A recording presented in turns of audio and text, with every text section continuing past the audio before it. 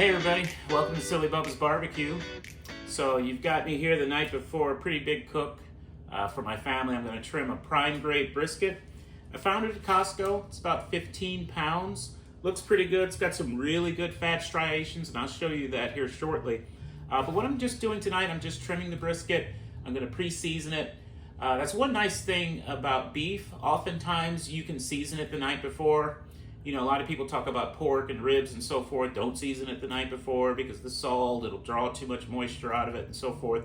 Different schools of thought with that. However, with brisket, beef in general, it can take seasoning the night before, even with salt, pretty medium to high salt content. So anyway, so I'm gonna trim this, gonna get this seasoned up back in my refrigerator. I'm planning to put it on tomorrow. It'll be an all-day cook. I typically, when I do brisket, I don't eat it the same day. I know that sounds odd, but I love when brisket can rest. And if you've ever cooked a brisket before and rested it for many hours, you know how good it can taste.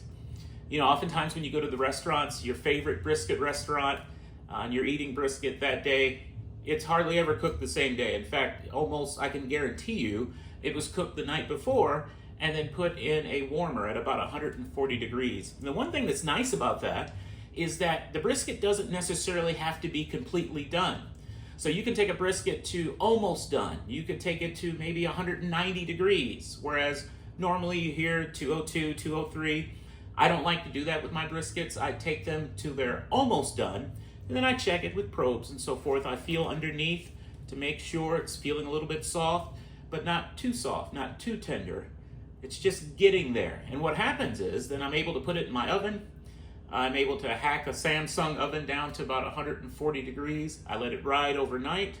And by lunchtime the next day, I've got a great brisket. It's tender. It works every time. And I kind of suggest that. So give yourself time, especially when cooking these big cuts of meat.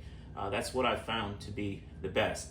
Now, if you're trying to do dinner the same day, at least rest it for a couple of hours.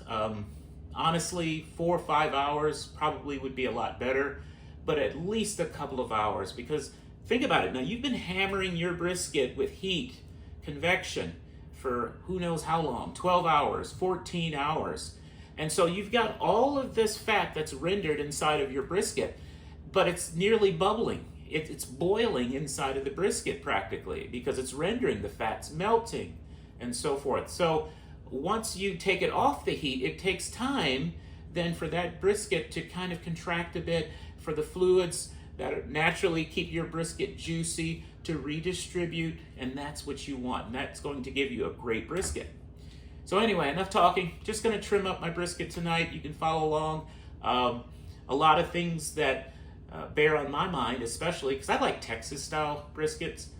Competition briskets are nice and so forth, and they look kind of fun when you're able to, when you take off the point from the flat and so forth. But I love the Texas authentic, that dark bark, you know, and I know you guys like that too.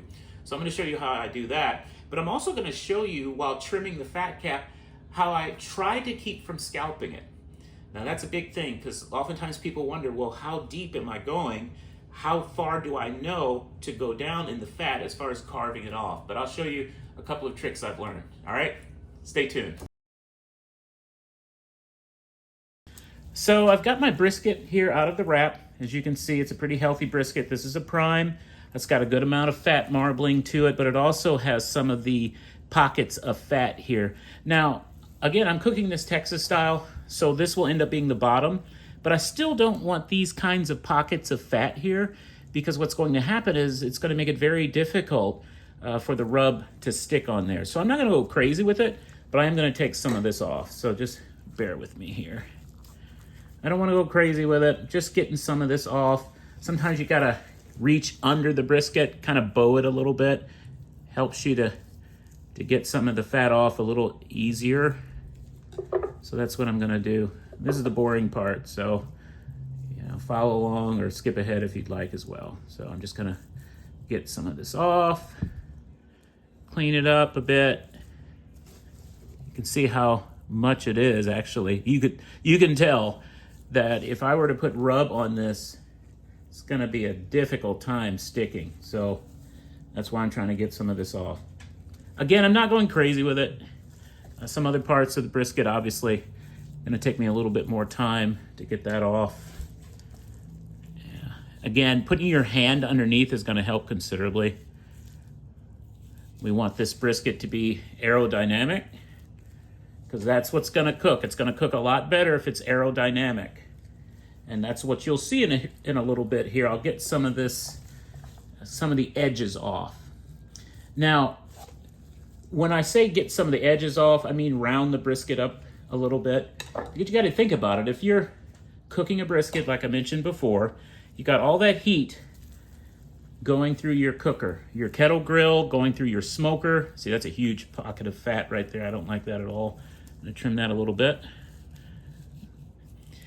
But what ends up happening is if you've got these corners, these edges, like you look at this right here. Now you think, okay, so this is pretty thick here on the flat. That's ideal, right?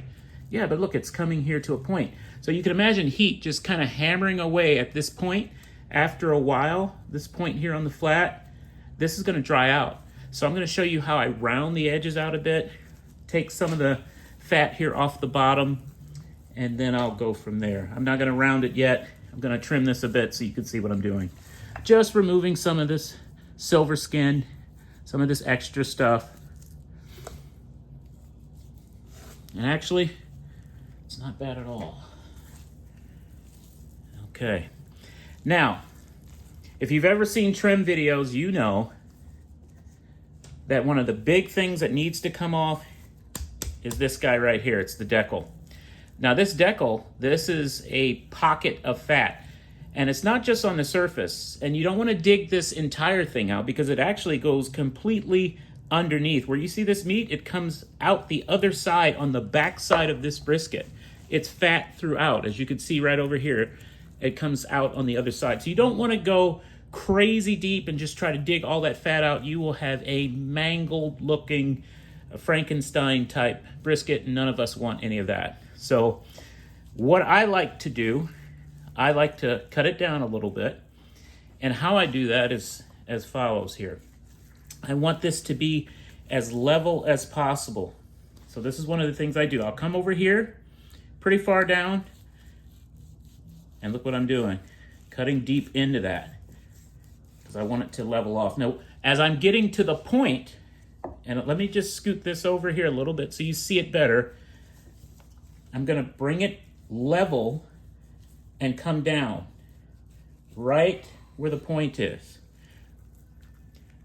Look at all that fat. There's a little bit of meat in there, but it's a good amount of fat, and I don't want that, at least not for our purposes for this brisket. However, a lot of that thick white fat, you can make tallow, and I'm actually gonna make tallow out of that tomorrow. All right, so I'm gonna get a little bit more of this. Again, you see my hand underneath the brisket, kind of raising it up a little bit, getting it easier to trim. I'll keep some of that fat. Some of the meat also can be used as sausage. That's another thing. Now this whole area here, lot of fat, right? Look at that. None of that's gonna cook down. So I'm actually gonna come in and I'm gonna cut a lot of this away. But I'm gonna follow the natural shape of the brisket. So to be able to see that as clearly as possible. So I'm gonna come in here, and you want a sharp knife. You really want a sharp knife when you're doing this. Another thing that helps, obviously, very cold meat.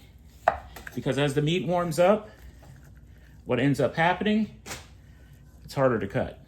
So two things, sharp knife, and you want cold meat. Okay, look at how much fat that is. That's gonna tell you actually when we flip this over what we're working with here. So what I'm gonna do, still got some silver skin here. It's bugging me. I guess it shouldn't.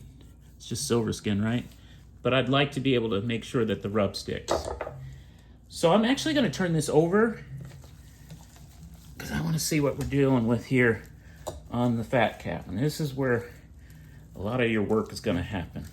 Now, this is often called the mohawk.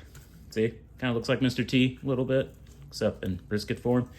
So I don't want this on here. And again, I want this to be a flat aerodynamic brisket. So I'm gonna come in, I'm gonna start not here, I'm gonna start down there because all this is fat. This is hard fat. This is not going to render. And you see the really thin, almost translucent fat down here? You know that's really close to the meat. So this is hard fat, and you can tell it's a little bit lighter in color than some of this because you can almost see the red protein, the meat underneath the fat here. That's why it's a little red, but here it's white, it's thicker. I know this is pretty thick, so I can get a lot of this off. Now watch what I do here. See, I'm gonna come down here. I'm gonna come underneath the mohawk.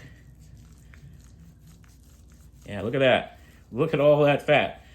Now it's gonna lay some of the flesh open. You're gonna see a little bit, and you're thinking, oh my goodness, he's cutting too far, but it's quite all right. A lot of fat still in there. We're just trimming it down, all right? That's the goal. We want an aerodynamic brisket, and I'm not throwing this stuff away. This is stuff that can be used. Sausage, fat can be used for tallow, which I'd like to do on this brisket. All right, so there's still more, quite a bit of fat there. I'll come back over. I want this leveled out. All right, again, sharp knife's very important with this. So that's what I'm gonna do. Don't go crazy with your trim. These are just things that's gonna help it cook a little more evenly. You know, you're gonna get what you pay for basically here, so use your brisket. But if you're cooking a whole brisket, there's tricks to doing this so that you're not left with a ton of fat, because that's not what you want, okay? So again, a lot of this is fat, but I wanna see how much, so let's do this. I'm gonna carve this down. I'm gonna follow the natural contour of the brisket here. Show you what I'm gonna do. All right. Now we're starting to take shape. Okay, more fat. See that thick, hard, white fat? It's not gonna render. Neither is this. So I'm actually gonna cut more into that. Careful how you hold your knife, but let's see what this does. Gonna come down here. Now we're starting to see what we're dealing with here, see? And again, a lot of this is good meat. But if you're curious, this is how thick that fat cap is. Now, you want about 1/4 inch of fat left on your flat here, because that's what's gonna help with the bark. But a lot of this hard fat, this can be trimmed down even more so that we get a brisket that's aerodynamic, and we want the heat in the smoker to just kind of caress across it. We don't want it to hit edges, and that's gonna cause this to cook unevenly. So I'm gonna take a little bit more off of here. You see all of this fat in there, right? So let's see if we can get a little bit more off of there. All right. We're doing it. We're doing it. Yeah, let's get that off. Let's get that off. Ton of fat, ton of fat, ton of meat, right? Okay. Okay, it's getting there. It's getting there. Still quite a bit of fat. Let's come in. Let's get that. Because again, that's not going to render. I get a little bit more. All right. Okay.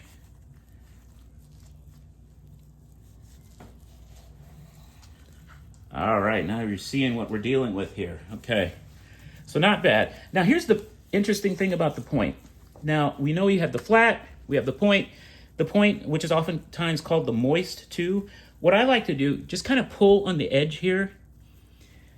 If any of that can kind of be pulled away, it can also be trimmed down. And we can use some of this, again, for like sausage and other things. But if you can pull it out like that, you can also trim it. And that's what I like to do. Because again, it's got a lot of meat in there, but it's not gonna cook evenly, all right? So I'll use this for other reasons, okay? I'm gonna come in here a little bit more of that fat, trim it down. That's what we want. Okay, see, it's becoming flatter. Take the knife as you go around the edge and you round it, okay? Don't come off like that, round it, go underneath. Let's take some of that off, round it. All right. You're not gonna be able to get all of that off. We know that, and that's quite all right. But we're flattening it out, okay? So now over here, I want you to look at something here. Look at how much fat is on this fat cap. We don't want that, okay? All of this, I mean, look at that. That's big mama fat right there. We don't want that. So we want to take that down, okay? So we can see, and that's why we, remember just a few minutes ago, I was telling you, I want to show you a trick on how to know how much fat to trim off. Well, that's why we trimmed the edge of this. So now we can see how thick this is. And now I know I can just trim a ton of this off. Look at this. Look at all of that fat. This is not going to cook at all. Look at that. Okay, again, tallow. That's exactly what I'm going to use it for. So I'm going to speed this up a bit. You don't have to watch me do the whole thing, but I think you get the idea of what I'm doing. So let's go to town. Now we scalped it a little bit, okay? It's not bad, but that tells me how far that we've gone down. Here's something though that you might like. I am gonna fix that scalp. Now how do I do that? I take some fat, all right?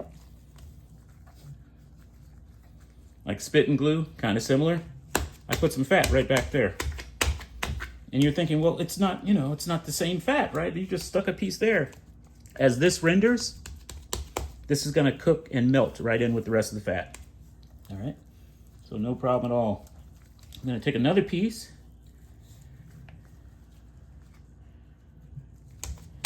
May look ugly now, but again, this will melt down. So, but you can see, again, look at all that fat. All that's gotta come off. So put your hand underneath the brisket. You can kind of see where the fat's at. We want about 1/4 inch of fat on this brisket, right on the fat cap. Again, sharp knife, but watch how close your hand is to the knife. You know, a lot of people talk about, well, don't cut towards you and so forth. If you have a better way, you let me know. But this is how I know. Let's get some of that extra fat off. Now, it's warming up, so it's a little bit harder at this point. It's a little bit harder, obviously, because you're dealing with a warm brisket, so it's a little bit harder, but I'm able to do it because it's still relatively cold. Now, this is hard white fat. I don't want to go too deep because you see where the fat is in relation to the meat, but I think we can go a little bit further, okay? I'm going to take a little bit more off. Bet you I'm really close to scalping this again. But I won't go too far. All right. Okay. I want this even though. I don't want these little divots. So let's even it up. Get some of that off. Okay.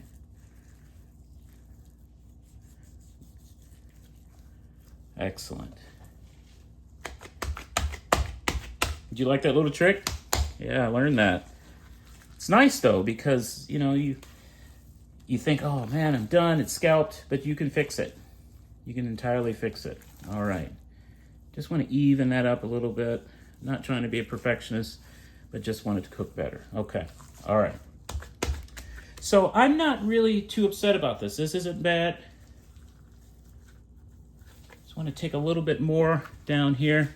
You can see the point. Still got quite a bit of fat. Look how I do this here. All right. Just lay that open a little bit. It's going to lay a little flatter. All right. Now you can tell by looking at this, especially here, as we mentioned, this is a little bit thinner. Look at how thin it is on this side, okay? That's going to burn, so we need to round this a bit. But it's an interesting sacrifice that we're making right now because this part of the flat right here is fairly thick, but it will burn because it comes to a point. So now we round the brisket, and this is how we do it. You've probably seen it before. I'm gonna actually cut this off. All this good meat, right? I'm keeping it, don't worry about it. But we wanna make sure that the edges are no longer edges, okay? I'm gonna come over here, round this brisket. Now, I'm the first to admit, I was never good in arts and crafts, so I am not an artist. Probably tell that already. It's all right, man. It's barbecue. It's about having fun, right? Okay. All right.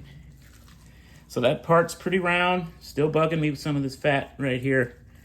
I want that to be fairly even. Come down, take it around. All right, so we got that edge rounded. This here, I'm gonna work with this a bit now. Again, we're gonna come in a little bit. We're gonna round it. You can see how I'm tracing this. That's what we want, okay? All right, come over here, because it's all thin. All right, bring it in there. Okay, maybe round this a little bit more.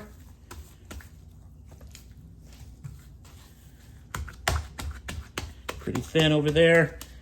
Good honking amount of fat right there. But you know what? It's gonna, some of that'll cook down. Just take a little bit more off of there. That's it. Not gonna go too crazy because again, this fat runs all the way through to the other side. Remember? The mohawk and the decal, they pretty much connect in the middle of the brisket. All right.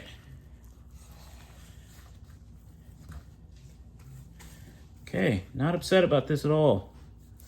And this is what it's all about. It's about having fun, right? Well, I know this video is a little longish, but just wanted to show you what it takes to trim a brisket. At least, maybe not a professional trim. You know, you're gonna get people that do it probably a lot better, a lot faster than me, but I just wanted to show you my thought process as we do this here so that you see that you can do it. The biggest things, making sure that you don't leave a huge fat cap because you want this to be able to render after 10, 12 hours of cooking, and that's what's gonna help make a great bark, okay? But then also making sure that you round the edges so that as this meat is being bombarded by heat, for so many hours, it doesn't burn. It cooks evenly, and that's what we want.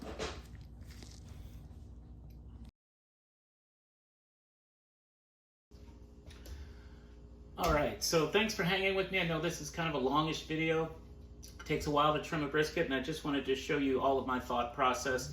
But you can look at it right now, pretty well rounded, right? Look at the corners, okay? It's pretty flat, and again, that comes from trimming that decal. That comes from trimming that mohawk, trimming it down so you can get it as flat as possible. Now, some of that fat's gonna be on there. And in fact, some of that's hard. And as I trimmed it down, I could see a little bit more of it sticking up. So just a little bit extra stuff there. It's okay. This is the bottom of the brisket anyway. And to me, it's not as crucial as the fat cap. But you can see it's pretty flat.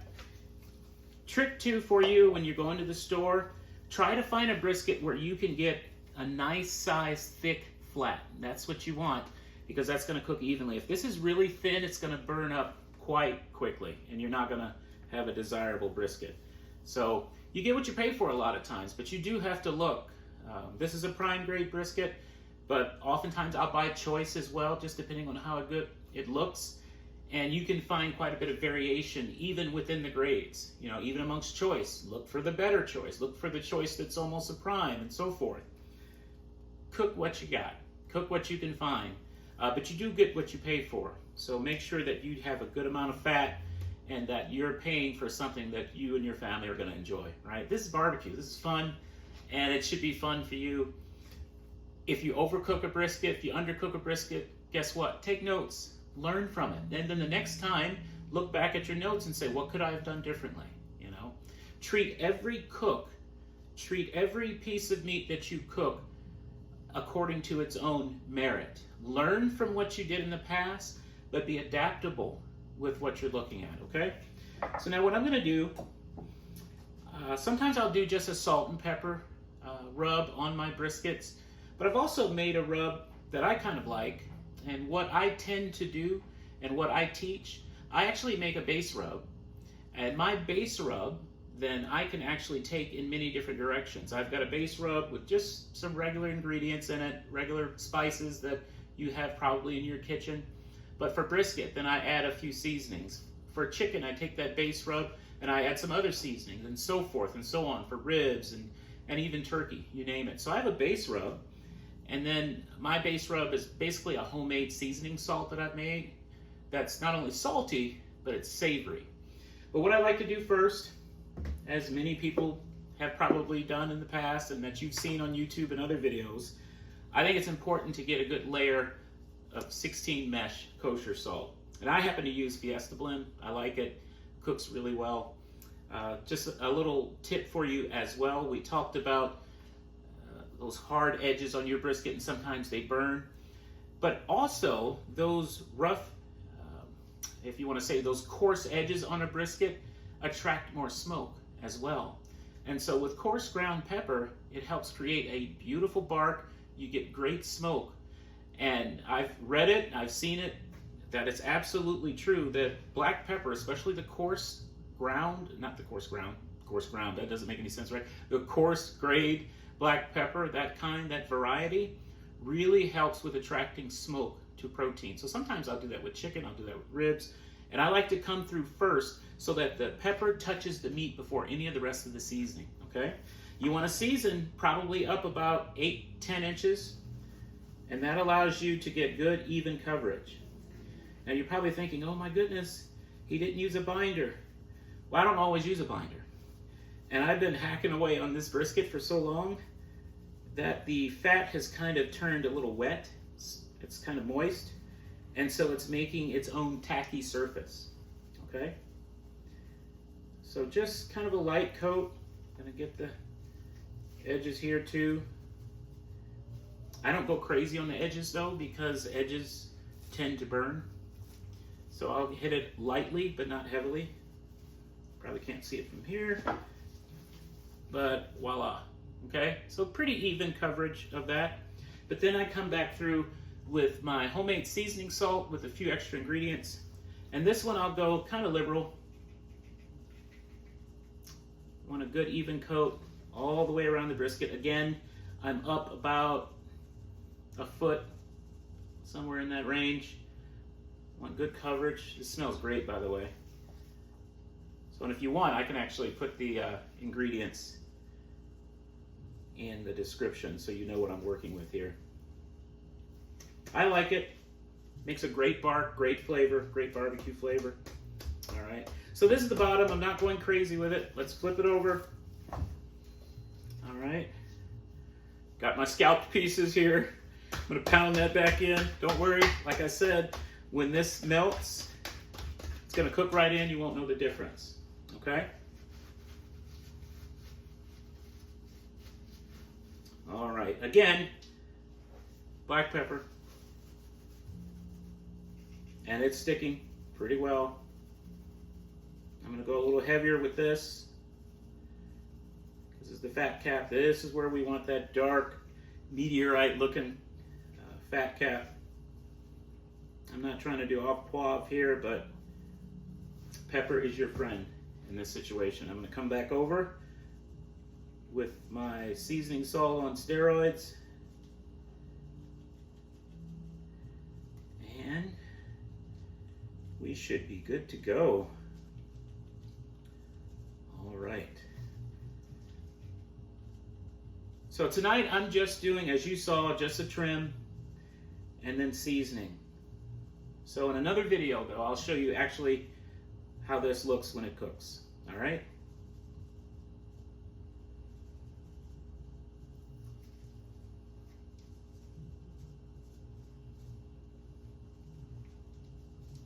Okay.